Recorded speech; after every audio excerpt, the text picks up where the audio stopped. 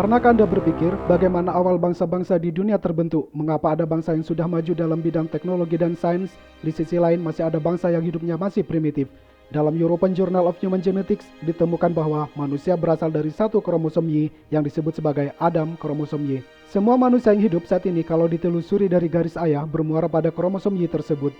Kromosom Y ini dipercaya sebagai Adam yang diperkirakan hidup antara 200 hingga 300 ribu tahun yang lalu. Sementara, garis keturunan manusia jika ditelusuri dari garis ibu akan bermuara pada satu sosok perempuan di Afrika yang disebut sebagai Eva Mitochondria. Sosok perempuan tersebut diperkirakan hidup antara 90 hingga 230 ribu tahun yang lalu. Lebih mudah daripada kromosom Y. Ini didasarkan atas pewarisan mtDNA dari garis perempuan. Kalau ditelusuri jauh ke belakang, pada mulanya manusia hidup dengan cara dan pola yang sama, yaitu tinggal di dalam goa, menjadi pengumpul dan pemburu dalam mencari makanan di hutan. Para saintis percaya bahwa manusia awalnya berasal dari benua Afrika. Gurun Sahara pada mulanya adalah hutan yang lebat sebelum terjadi perubahan iklim dunia. Manusia menyebar ke utara, ke benua Eropa, Asia, Amerika, dan terus ke timur jauh. Pada saat manusia menyebar untuk mencari dan berburu makanan, keturunannya terpisah dari nenek moyang asalnya. Karena faktor lingkungan, makanan, dan iklim menyebabkan mutasi pada gen tubuh manusia, menyebabkan terjadi perbedaan kulit dan warna mata.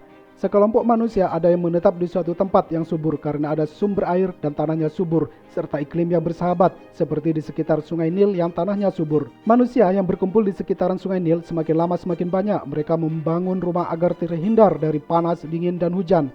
Mereka menanam tumbuhan untuk dimakan dan tidak menjadi pemburu dan pengepul liar.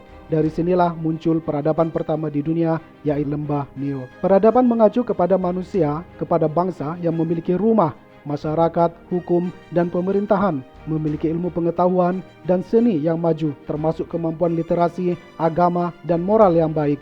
Di sisi lain, ada sekelompok manusia yang hidup di hutan secara nomaden, berpindah dari satu tempat ke tempat lain, mengikuti sumber makanan dan hewan buruan.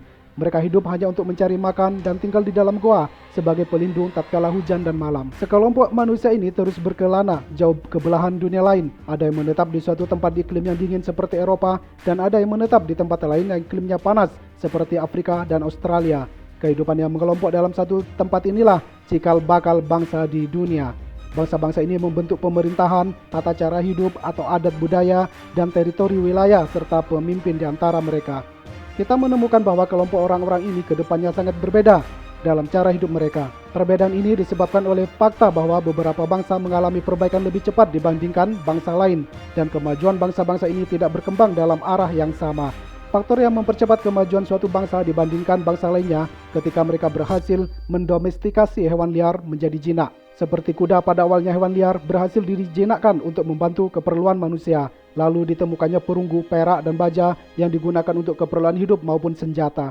Di sisi lain, bangsa yang tertinggal masih tetap menjadi pemburu dan pengumpul. Mereka menggantungkan hidupnya pada alam, mencari makanan di alam, dan berburu hewan liar dengan peralatan yang sangat sederhana. Mereka tetap hidup dengan pola dan kebiasaan seperti di zaman batu. Bangsa yang berhasil mendomestikasi hewan menemukan perak, perunggu, dan baja memiliki keunggulan dan percepatan dalam budayanya. Mereka berhasil menyediakan makanan secara tetap di suatu tempat dengan cara bercocok tanam, sehingga berhasil menciptakan sumber makanan yang berlimpah tanpa harus menjadi pemburu dan pengumpul di hutan. Karena ketersediaan sumber makanan yang banyak mengakibatkan jumlah pertumbuhan penduduknya banyak dan terciptalah tata sosial dalam masyarakatnya.